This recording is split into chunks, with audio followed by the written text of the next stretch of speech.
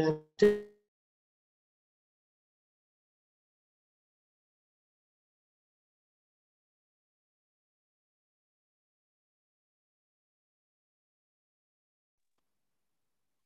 anak-anak itu belajar. Hari ini saya akan menyampaikan lagi TV-nya tadi sudah dibacakan ya. Saya lanjutkan.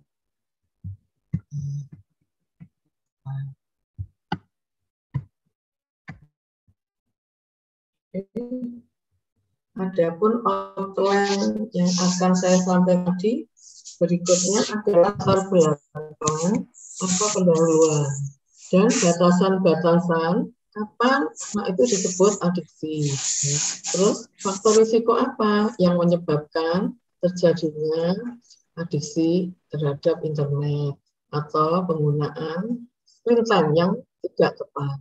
Nah, di sini yang sangat berperan yaitu terutama adalah orang tua, karena orang tua itu kan yang membimbing anak di rumah.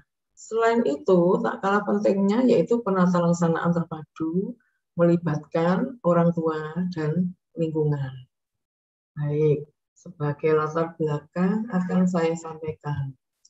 Nah, seperti kita ketahui bersama, sejak tahun 95 sampai sekarang ini, adik-adik semuanya itu termasuk generasi Z atau milenial ya, di mana saat kelahiran itu sudah paham terhadap internet ya, baik orang tuanya, anaknya juga sudah paham terhadap internet ya. Kalau kelahiran itu sudah syuting ya untuk kenang-kenangan ya, untuk dokumentasi gitu ya.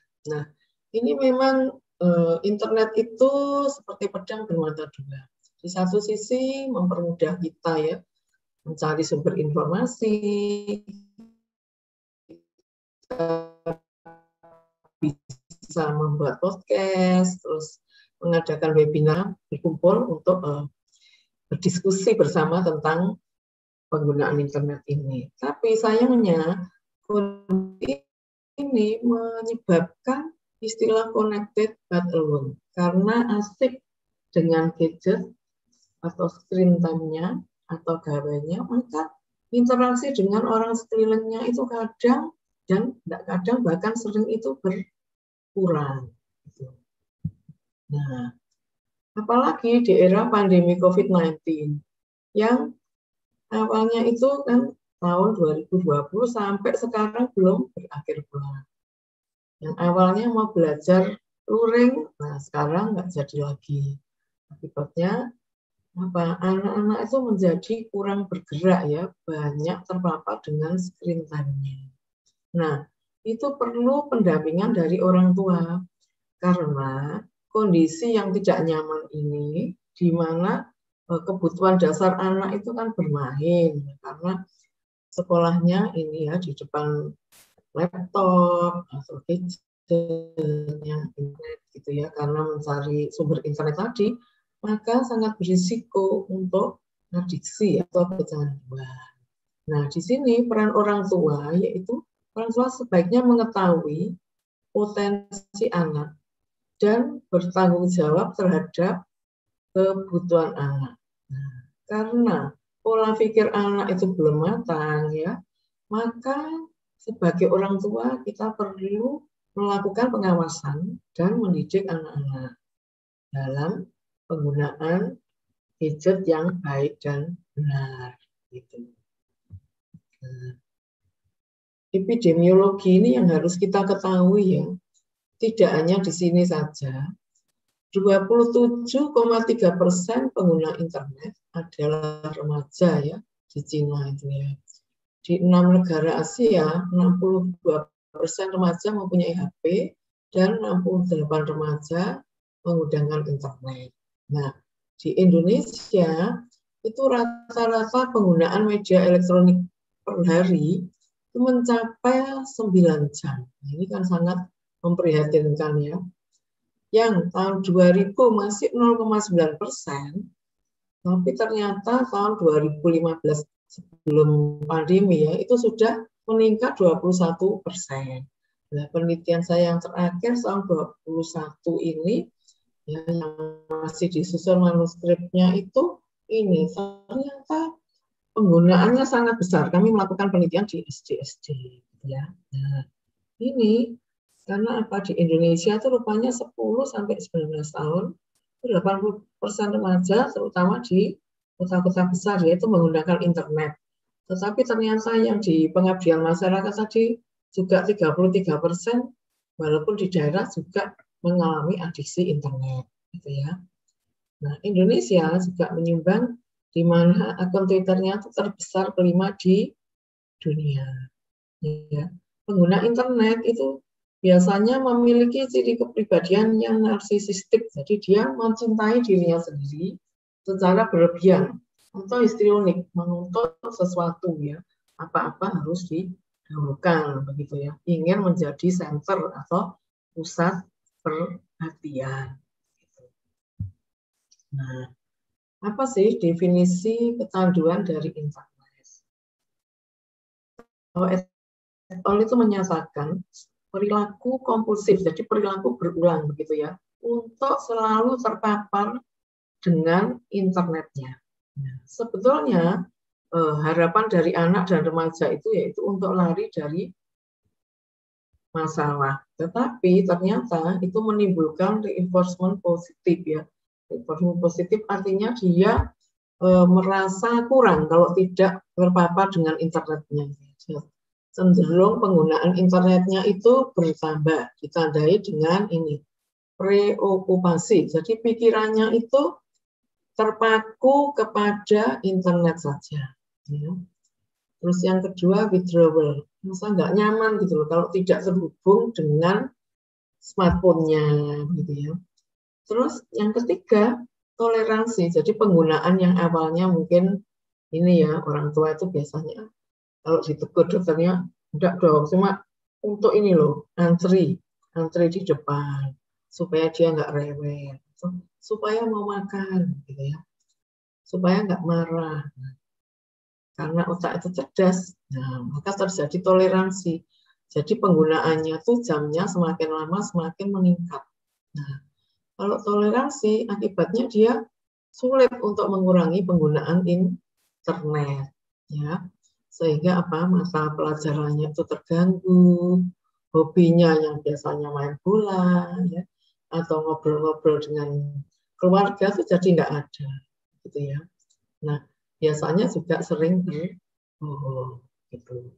Nah, ternyata kecanduan internet itu sudah dimasukkan kriteria gangguan, ya, di DSM-5. Jadi termasuk gangguan kesehatan mental.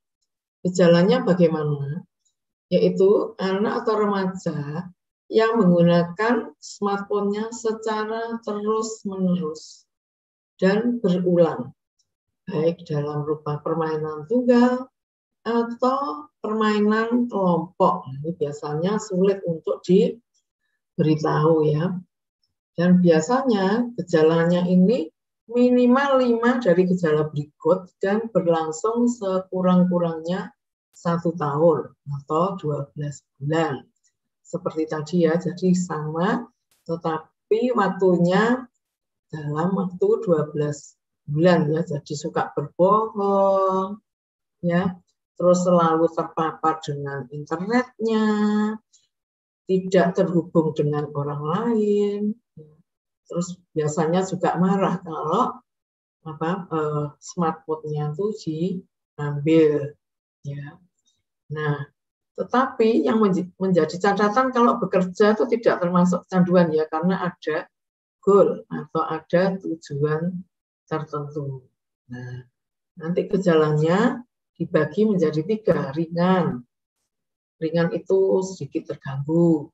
Ya, mungkin waktunya nanti ada paparannya, kalau anak-anak misalnya 1-2 jam, dia 4 jam, tapi masih mau belajar, masih mau berinteraksi. Kalau sedang, mulai menarik diri. Ya, kalau berat, sudah nggak mau sekolah, berbohong, bahkan mencuri, gitu ya, untuk memberi kuota dan sebagainya. Nah, faktor-faktor risiko adiksi internet yaitu faktor sosial. Misalnya anak-anak yang kesulitan, memang pendiam ya, kepribadiannya itu sulit terhubung dengan orang yang lain. Nah, dia pelariannya kepada internet. Atau anak yang self esteem-nya memang rendah gitu ya.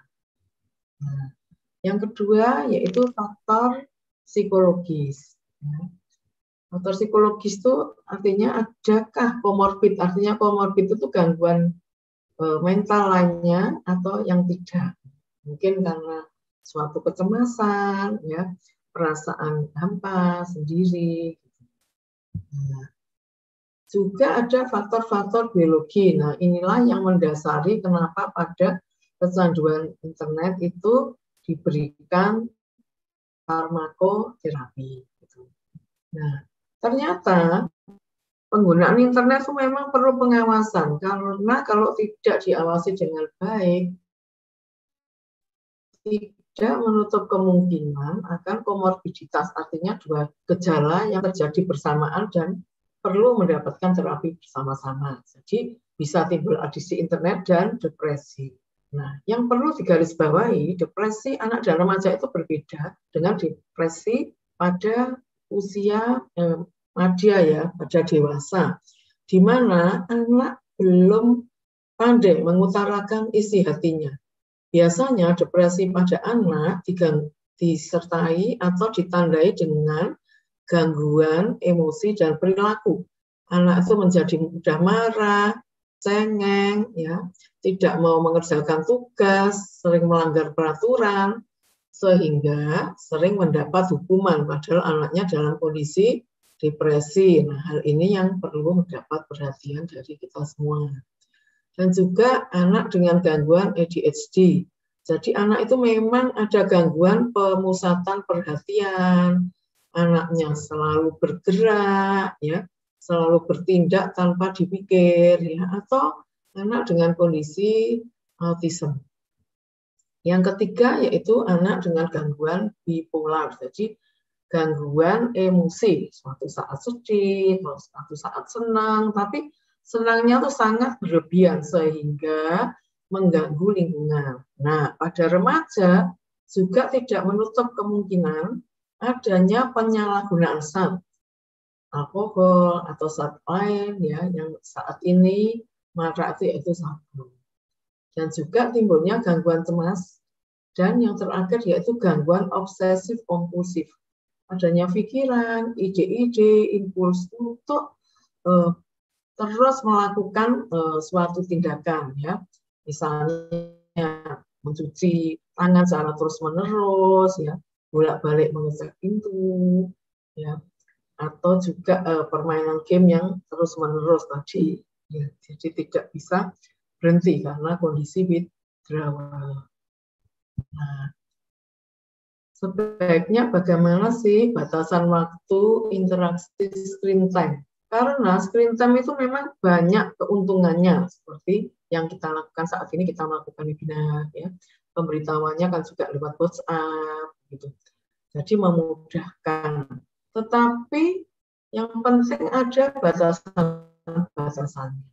Sebaiknya anak usia 1-2 tahun sebaiknya tidak dipaparkan dengan internet.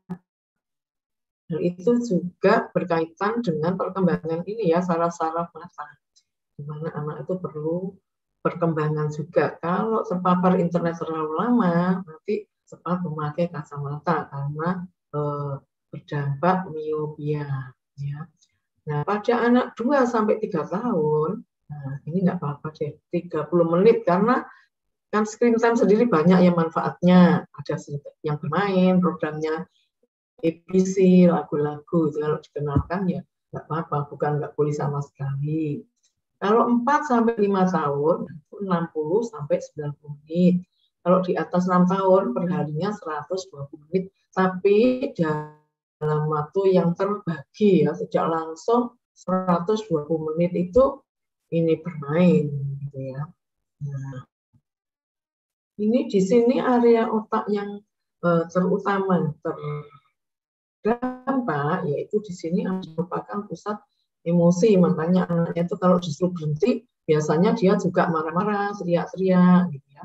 Nah, ini juga dorsolateral prefrontal cortex, ya, putamen, insula itu juga terganggu. Sehingga anak itu kenapa kok cenderung nyandu ya? Karena dopaminnya itu kurang, jadi dia mencari sumber kenikmatan dengan bermain itu, tetapi ternyata tidak tersolusi ya. Semakin lama semakin penggunaannya itu semakin meningkat. Itulah kenapa kita tadi harus membatasi penggunaan gadget. Di sini orang tua itu memang sangat vital ya keperluannya. Orang tua sebaiknya memberikan perhatian kepada anaknya. Kita komunikasikan bagaimana penggunaan internet yang baik dan benar. Kita membuat kesepakatan jam-jam yang harus disepakati antara anak dan orang tua, ya. Dengan saling menciptakan keterbukaan dan kita percaya kepada anak, maka penggunaan internet yang secara aman dan komunikasi antara orang tua dan anak maka akan terjalin dengan baik, gitu. Nah, bagaimana sih pendampingan orang tua? Itu bisa dengan pembatasan tadi ya, 1-2 jam, 60 menit, atau mediasi aktif. Jadi pada anak-anak yang masih kecil tadi 30 menit, tapi orang tua aktif. Jadi ikut terlibat. Nah, kalau anaknya itu sudah remaja dan bisa dipercaya, bisa co-viewing. Jadi mungkin di ruangan secara bersama-sama ya, tetapi tidak terlibat begitu. Nanti kalau berdiskusi tentang isi internet itu orang tua juga bisa ya, tapi tidak secara langsung terlibat aktif. Nah, metode-metode ini sangat efektif dan bermanfaat kalau dilakukan dengan baik dan benar. Nah, kenapa di sini keluarga ditekankan? Karena peran-peran, norma, aturan dan kebiasaan dari orang tua, di mana anak itu kan meniru ya, perilaku anak akan memengaruhi penggunaan gadget pada anak. Itu. Jadi kalau kita melarang anak, maka sebaiknya juga kita tidak bermain gadget. Nah, seringkali timbul kecemasan pada orang tua. Sama sekali tidak boleh menggunakan gadgetnya. Nah, itu juga harus didiskusikan karena sekarang tugas-tugas juga lewat gadgetnya anak-anak itu. Ya. Nah, ternyata dari sejumlah penelitian itu juga dikatakan bahwa orang tua anak-anak dengan adiksi internet itu biasanya pada orang tua yang terlalu pencemas ya, terlalu mengatur, tidak percaya kepada anaknya, atau yang mengabaikan anaknya, gitu ya. Tapi kalau komunikasinya baik, biasanya juga anak itu akan menggunakan gadget secara bijak, gitu. Nah, di sini bagaimana ya untuk mencegah kecanduan internet? Nah, di sini sebaiknya kita batasi durasi penggunaan hiburan yang menggunakan layar, ya. Nah, 18 sampai 24 bulan tadi kan 2 tahun memang sebaiknya dijauhkan dari media layar ya. Sebaiknya dia kan bermain. Eranya anak itu dunianya bermain. Nah, ini merupakan hak anak. Sekarang juga banyak ya permainan menarik, misalnya ular tangga yang bisa dilakukan di dalam rumah. Monopoli juga ada yang bisa dilakukan dalam rumah. Dakon, kalau permainan tradisional itu juga bisa di dalam rumah. Karena dengan bermain itu nanti motorik anak itu akan berkembang dengan baik. Ya. Nah, ini pembatasannya usia prasekolah tidak lebih dari 1 jam. Ya. Nah, ini pada anak SD dan remaja tadi kan 1-2 jam, tapi di sela-sela itu kita menciptakan suasana komunikasi yang efektif. Nah, ini sekurang-kurangnya 1 jam mungkin berolahraga. Nah, sebaiknya di era pandemi COVID ini kita juga perlu istirahat yang cukup untuk menghindari paparan daripada COVID itu. Kita juga menjaga kesehatan dengan makan makanan yang bergizi, gitu ya. Nah, sebaiknya kalau sudah malam itu ya, kalau ibu-ibu mengatur jadwalnya anak-anak, bermain gadgetnya tuh sore aja. Malam belajar, kemudian tidur supaya memori-memori yang tersimpan yaitu memori belajar. Nah, kalau mau tidur sebaiknya tidak terpapar dengan gadget. Gitu. Nah, ini sebaiknya orang tua dan anak memang harus berkomunikasi, gitu ya. Pengawasannya itu dengan menggunakan media komunikasi. Semakin dini anak itu dilatih, maka anak akan semakin biasa untuk disiplin dan mandiri. Nah, tak kalah pentingnya yaitu peran di sekolah. Ya. Bagaimana menggunakan internet secara bijak itu kan juga perlu ya. Bagaimana seperti itu. Nah, ini juga bagus, kita juga bekerja sama karena bagian Banyumas ini melakukan screening apakah ada adiksi internet. Gitu. Terus tak kalah pentingnya mengembangkan kemampuan parenting itu bisa dengan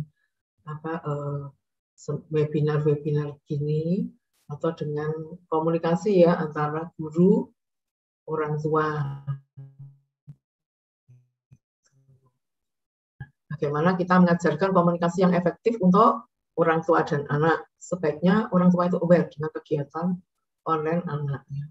Di sini orang tua juga harus relatif bebas dari stres, begitu ya. Nah, ini semua juga didukung oleh peraturan pemerintah dengan pembatasan ini kan usia untuk bermain internet, jarak warnet sebetulnya sebelum pandemi juga sudah diatur jarak antara warnet dan sekolah itu paling enggak 200 meter. Terus pengaturan operasional ini ya penggunaan warnet. Di sini ada jam malam gitu misalnya. Ya. Dan peraturan-peraturan yang lain. Nah, sebagai ringkasan, penggunaan internet yang benar itu memang perlu pembatasan waktu dan perlu pengawasan dari orang tua. Orang tua perlu meningkatkan keterampilan dalam pengasuhan, terutama anak-anak usia prasekolah.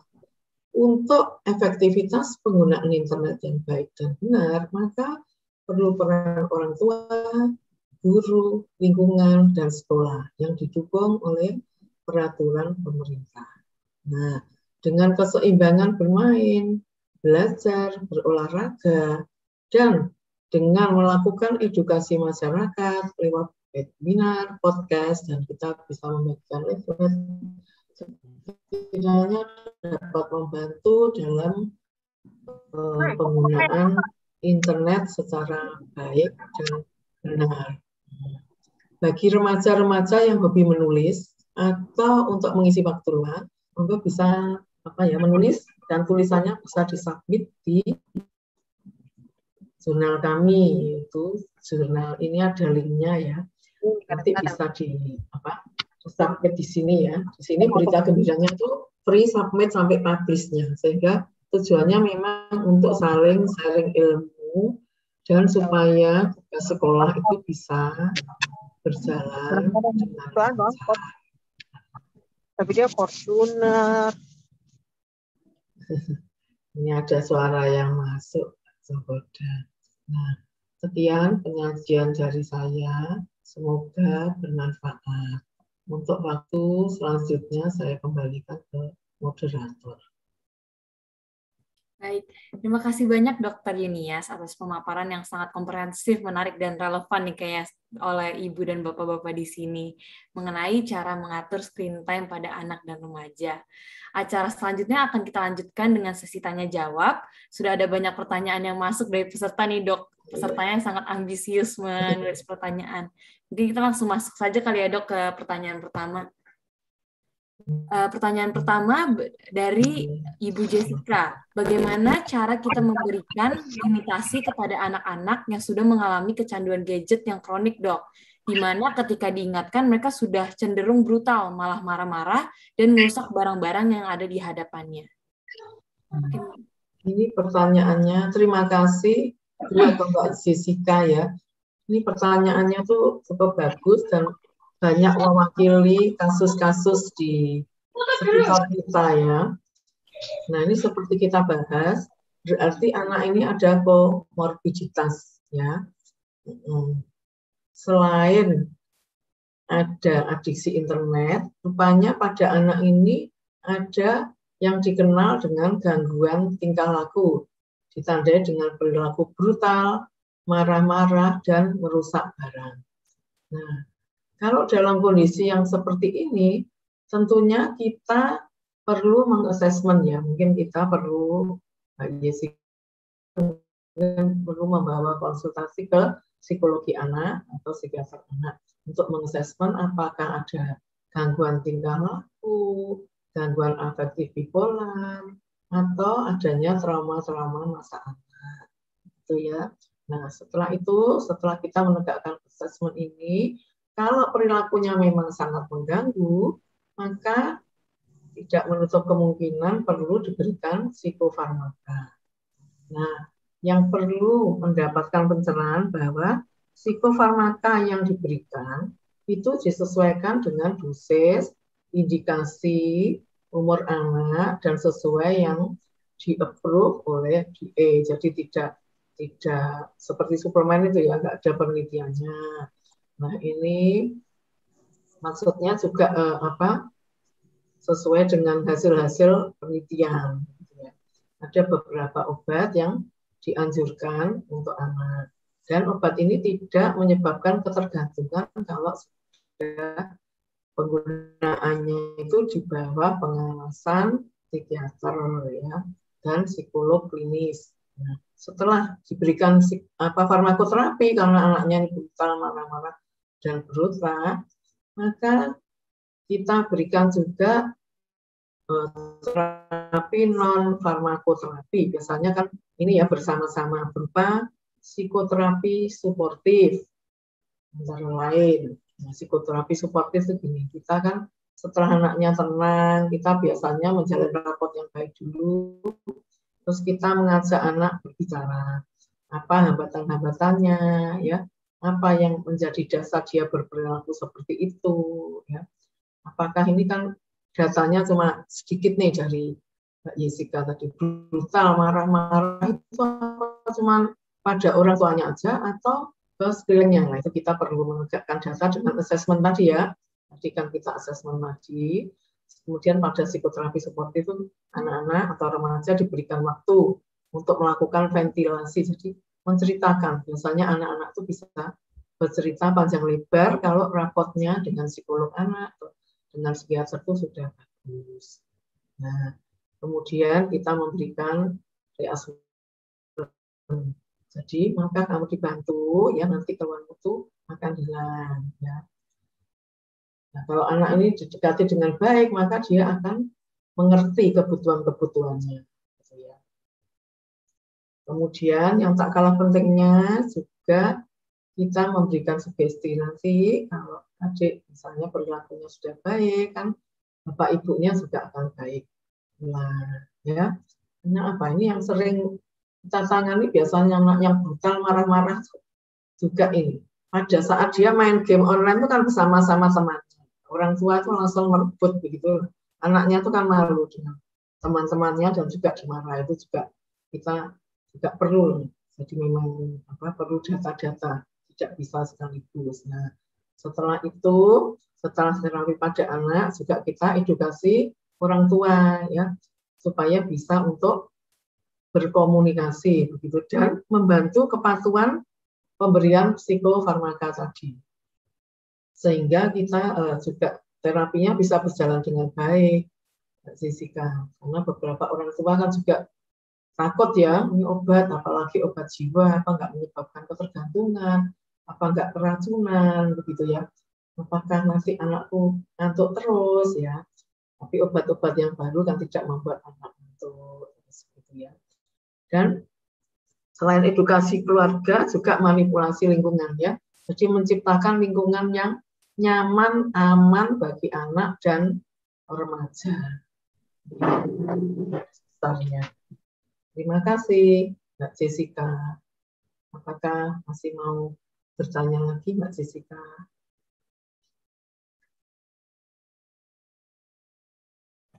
Baik dok, terima kasih dok atas jawabannya. Mungkin kita lanjut ke pertanyaan kedua kali ya dok. Sekarang dari Ibu Vanessa, Ibu bertanya, bagaimana kita memberikan pengertian kepada anak dan remaja bahwa kesehatan mata sangat rentan jika sering bermain gadget dok. Di sisi lain, hampir segala proses pendidikan saat ini sangat bergantung kepada internet karena belum bisa bertemu secara offline.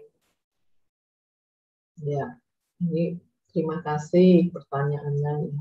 Nah, memberi pengertian kita bisa lewat kalau webinar seperti ini, podcast, atau kalau pasiennya datang ke tempat kita ya kita berikan edukasi kan. Biasanya kan juga kalau terpapar dengan ini internet atau smartphone, laptop itu kita jangan lupa untuk berkedip ya, dan juga menjaga jarak begitu kan untuk dari segi kesehatan. Kita mungkin bisa memberi keterangan itu dengan melibatkan juga dokter mata anak, sekarang juga banyak ya. Saya juga sering ini mengadakan webinar itu bersama-sama dengan dokter mata anak, terus dokter rehabilitasi medik anak. Jadi walaupun kita sebetulnya tidak tergantung ya kepada internet itu, tapi suatu kebutuhan ya. Kan bisa di antara jedanya itu kita nggak duduk terus ya, kita bisa senam-senam ringan, itu kita bisa berikan lewat ini, pencerahan lewat webinar-webinar seperti ini. Jadi penanganan yang terpadu dan juga bekerja sama dengan guru-guru. Jadi biasanya kami juga melibatkan sekolah ya. Guru-guru itu juga kalau diberi masukan itu mereka welcome, sangat welcome. Bagaimana ya program yang baik memberikan tugas pada anak supaya segi kesehatan mata terjamin, juga tugas-tugas itu bisa dilakukan oleh anak gitu ya. Biasanya kami memberikan ini bersama dokter mata anak, dokter rehab juga memberikan ya bagaimana penggunaan internet secara baik dan benar. Misalnya pembatasan jamnya, terus di sela-sela pelajaran itu senam ringan ya 5 menit begitu ya di antara jedanya itu. Kalau kelasnya masih 1, 2, 3 itu dengan bernyanyi begitu ya. Nah, saya juga menciptakan senam itu dengan Dokter Nyoman dan dibimbing Dokter Sasanti itu guru saya ya, membuat senam yang sehat begitu ya, yang bisa dilakukan untuk ini membuat anak-anak boring begitu ya, dan penggunaan gadgetnya ini bisa diatasi begitu ya. Jadi memang harus terpadu karena memang sekarang serba keterbatasan ini ya, di era keterbatasan.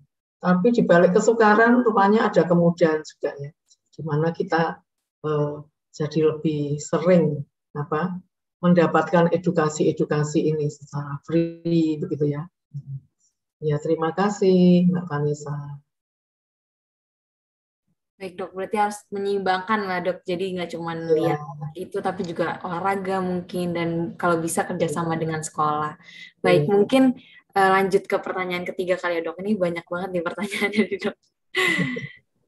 Pertanyaan ketiga datang dari Ibu Melisa, dia bilang, saya memiliki keponakan yang sangat dependen dengan handphone, bahkan dia tidak mau makan atau belajar jika tidak sambil bermain game online. Berbagai cara telah kami lakukan dan konsultasi juga ke psikolog, namun belum ada hasil yang signifikan. Bagaimana solusinya ya dokter? Jikalau kami bermaksud ingin berkonsultasi secara langsung dengan dokter Yunias, bagaimana caranya ya dok? Apakah bisa melalui telemedicine? Dokter praktek gimana? Terima kasih, mohon bantuan panitia untuk menghubungkan kami dengan dokter Yunias.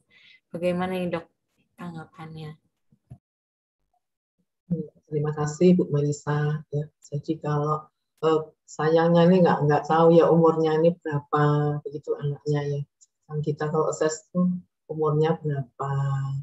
terus kecanduannya tadi saat sarafnya gimana, sampai withdrawal kah, ya sampai marah-marah, atau bagaimana. Jadi kita perlu mengassessment lebih dahulu, gitu.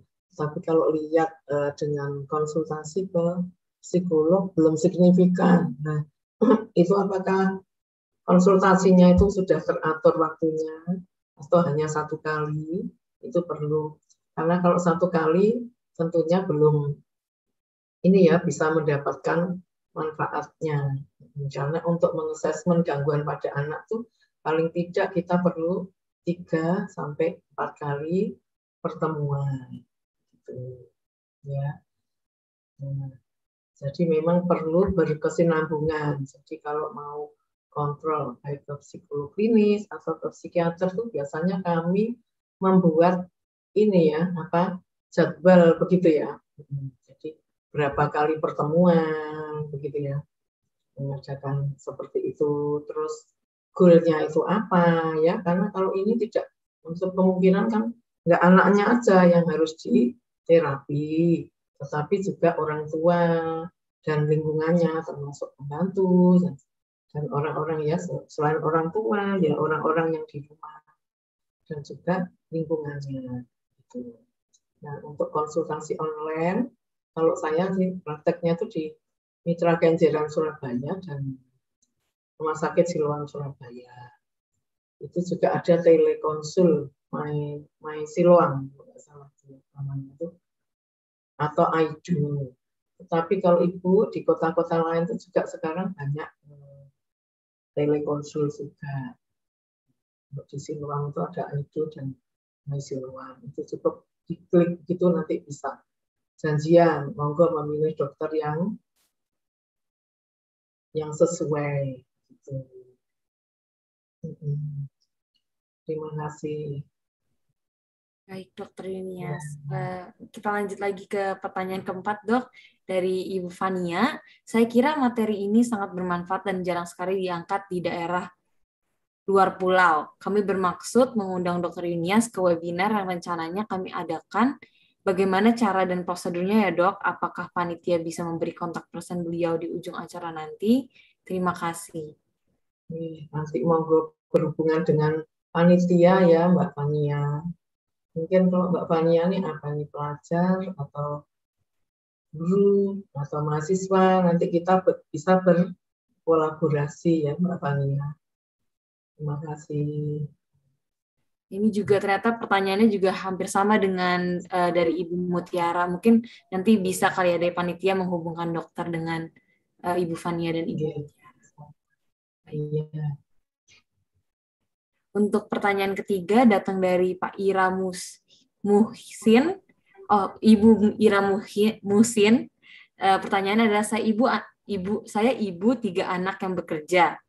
Saya ibu dari 3 anak yang bekerja. Anak saya bersekolah online sampai jam 11 siang. Kemudian karena saya di kantor sampai jam 4 sore, mereka terpaksa saya bolehkan memegang gadgetnya dengan ditemani ART saja. Apakah ini berlebihan, Dok? Ya, terima kasih Bu Ira. Nah, ini problemnya ibu-ibu ya. Di satu sisi ingin mendampingi anaknya, tapi sisi lain harus bekerja.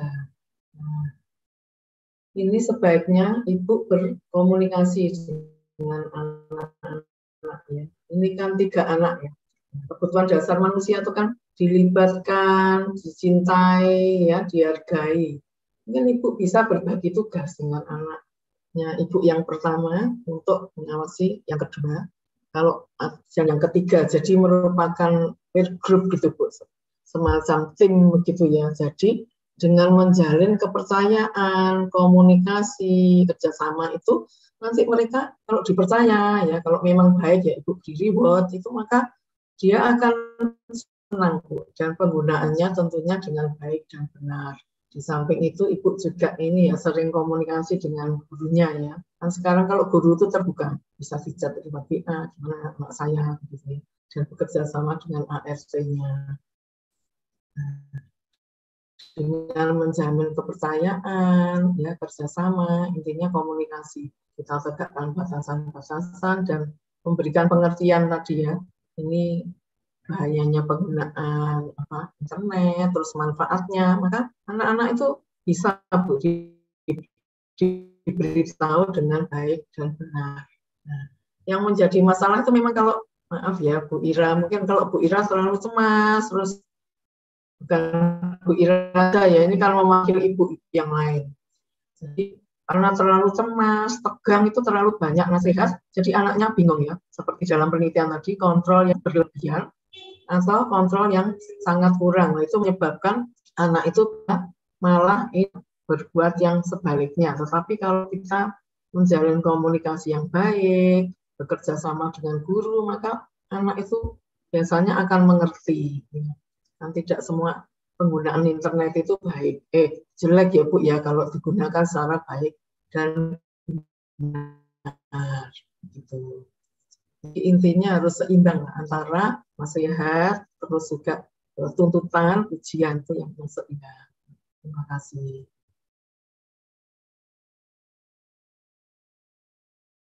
Baik dok, kita lanjut lagi nih ke pertanyaan ke-6 dari Ibu Atalia. Selamat sore dokter, apakah ada buku yang mungkin dapat kami baca dan pahami mengenai solusi mengatasi kecanduan gawai? Saya sempat mendengar Dr. Yunias menulis dalam sebuah buku. Apakah benar dok? Jika ya, di mana kami bisa mendapatkan atau memesannya? Apa bisa lewat panitia? Terima kasih. Iya, jadi saya memang suka menulis. Ada buku untuk pendampingan orang tua, ya Bu ya. Nanti bisa mungkin lewat panitia ya, kalau nggak keberatan panitianya atau diberikan kontak saya, nggak apa-apa, boleh, silakan.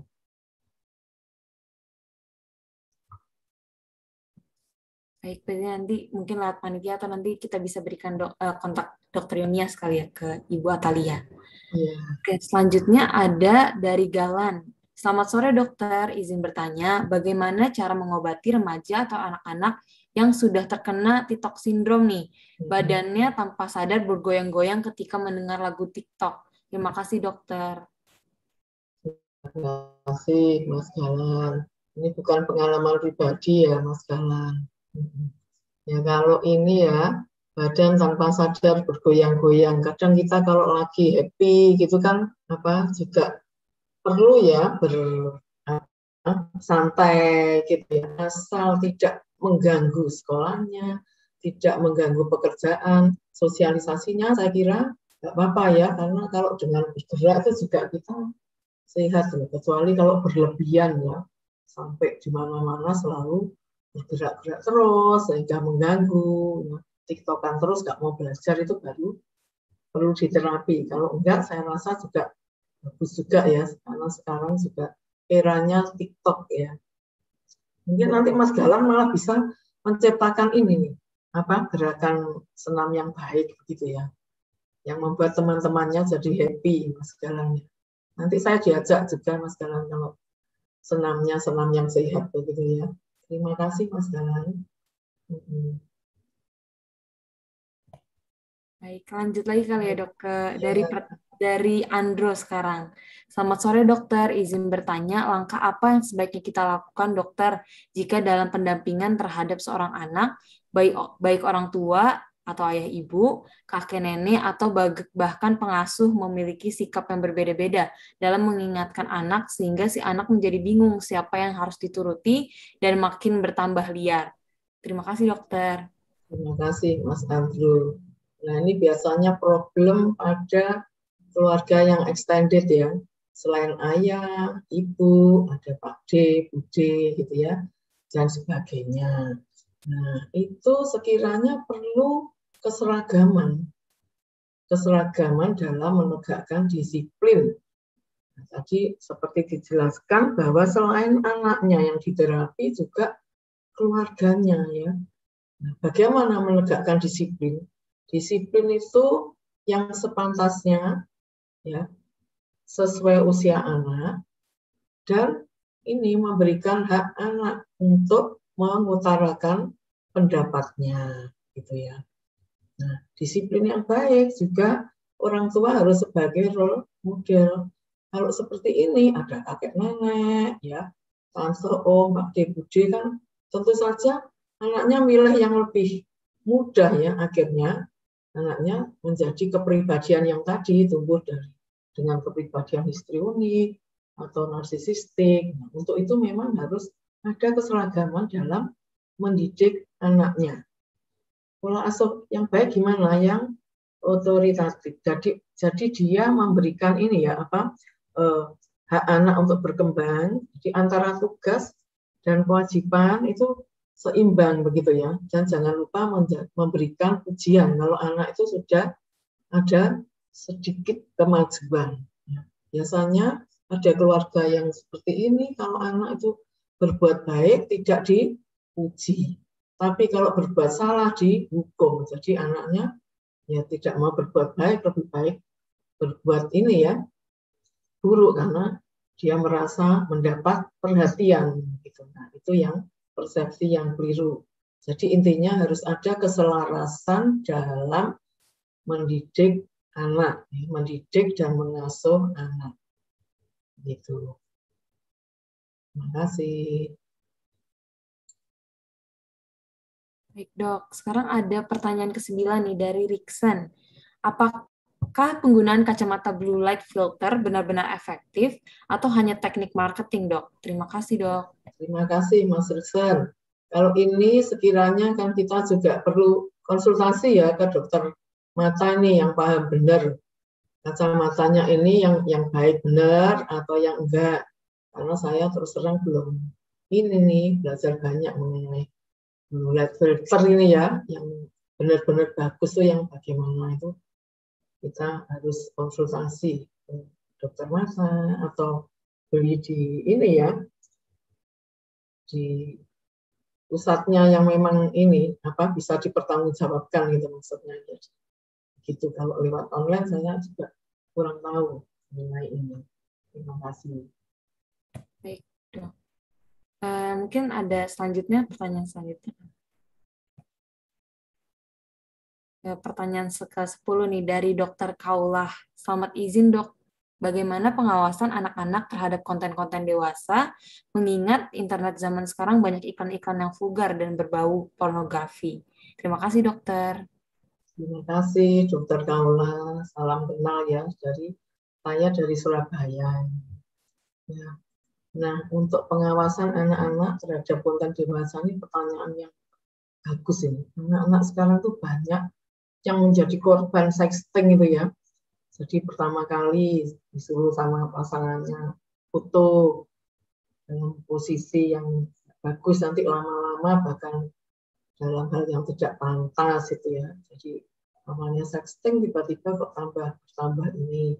Nah, mengingat sekarang internet itu merupakan hal yang sangat penting ya, di mana pendidikan juga internet, itu seyogianya kita juga melakukan edukasi pada orang tua, bagaimana membatasi penggunaan internet anak-anak. Sekarang orang tua ini sudah pada pintar nih, dia bisa mengetahui apa-apa yang dibuka anak, apa-apa yang enggak tuh dia bisa tahu ya dengan edukasi. Jadi orang tua juga harus melek internet juga ya. Dan selain itu juga ini ya penanaman moral. Ya. Yang penting juga penanaman moral sejak usia dini, khususnya pada anak-anak usia prasekolah. Memang edukasi seksual itu juga penting dan tidak semuanya kan harus lewat internet. Kalau kita memberikan edukasi ya bisa langsung komunikasi langsung itu biasanya efektif. Edukasi bisa dengan cara memberikan model yang baik, bermain, begitu ya, bercerita, nanti anak-anak tuh lebih mudah memahami. Gitu. Terima kasih. Ini ke pertanyaan ke-11 dok dari Ibu Felicia. Kapan dok seorang anak atau remaja dirasa perlu mendapatkan terapi medikamentosa dari psikiatri terkait kecanduan internet, baik game online maupun pornografi? Bagaimana kita dapat melakukan deteksi sedini mungkin untuk merujuk ke psikiater anak? Apakah obat tersebut bersifat long life treatment dan menyebabkan kecanduan? Jika kita di daerah perifer bermaksud merujuk pasien kepada dokter Yunias, langkah apa yang dapat kita lakukan? Apa mungkin bisa dilakukan telekonsultasi online? Mohon arahannya, Dok. Terima kasih. Terima kasih Mbak atau Bu Felicia ya. Nah, ini kalau dikatakan mendapat terapi itu kalau sudah mengganggu tadi ya, mulai mengganggu baik dalam komunikasi dalam keluarga, mengganggu sekolahnya, mengganggu lingkungannya, gitu. Nah, terus untuk terapinya itu biasanya tidak long life treatment ya, tergantung beratnya gejalanya. Gitu.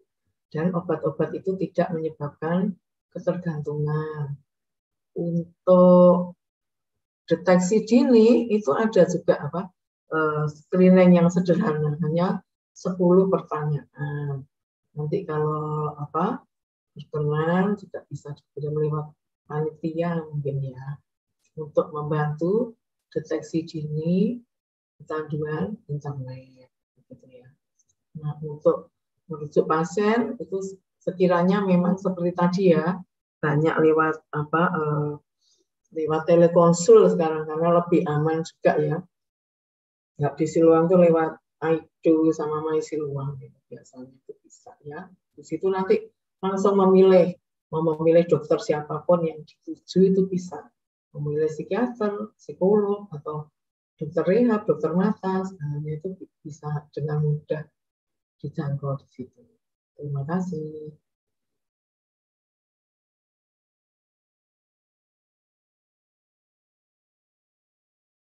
Baik, Dok. Mungkin sekali lagi terima kasih banyak, Dok, atas jawabannya. Karena keterbatasan waktu, pertanyaan tadi merupakan pertanyaan terakhir yang juga menutup sesi tanya jawab pada hari ini. Sebagai penutup, apakah dokter ada closing statement atau pesan nih, Dok, terkait topik kepada peserta webinar pada kali ini? Oke, closingnya saya pertama-tama mengucapkan terima kasih banyak kepada panitia ya, salut yang memberikan webinar pengabdian masyarakat yang berjalan secara rutin ya. Monggo nanti para peserta ini bisa ikut pada periode-periode berikutnya. Ya. Nah, untuk untuk mengenai topik internet, saya kira yang penting yaitu bagaimana kita menjalin komunikasi yang efektif dalam keluarga, sehingga kita bisa menciptakan keluarga yang sehat, mandiri, dan berkualitas. Sekian dari saya. Terima kasih. Baik, Dok. Sekarang acara akan dilanjutkan dengan sesi dokumentasi nih, Dok, bersama seluruh peserta dan narasumber. Peserta diharapkan untuk menyalakan kamera untuk sesi foto bersama. Nggak usah Mama pakai daster, nggak usah nyalain kamera. Nggak apa-apa. Pas kepala nggak kelihatan ya Mbak Cokodai.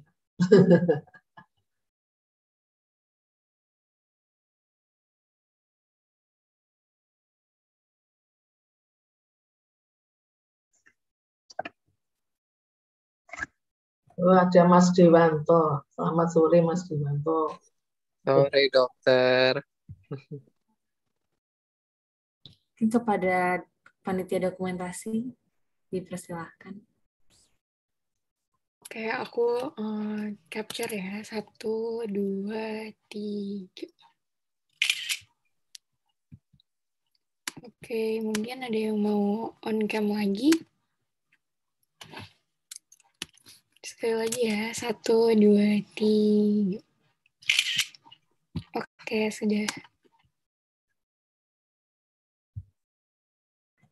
Baik, kita sudah berada di penghujung acara, karena pada awal acara kita membuka dengan doa, maka alangkah baiknya kita menutup acara ini juga dengan berdoa. Berdoa menurut kepercayaan masing-masing, berdoa dipersilahkan. Berdoa dicukupkan. Baik, terima kasih banyak kepada Dr. Yunias yang sudah bersedia meluangkan waktu membagikan ilmu kepada kita semua. Terima kasih juga atas kehadiran dari para peserta webinar kali ini. Saya Cokorda Dewinta, mewakili segenap panitia pamit undur diri. Terima kasih dan sampai bertemu di webinar selanjutnya. Terima kasih semuanya. Terima kasih. Terima kasih.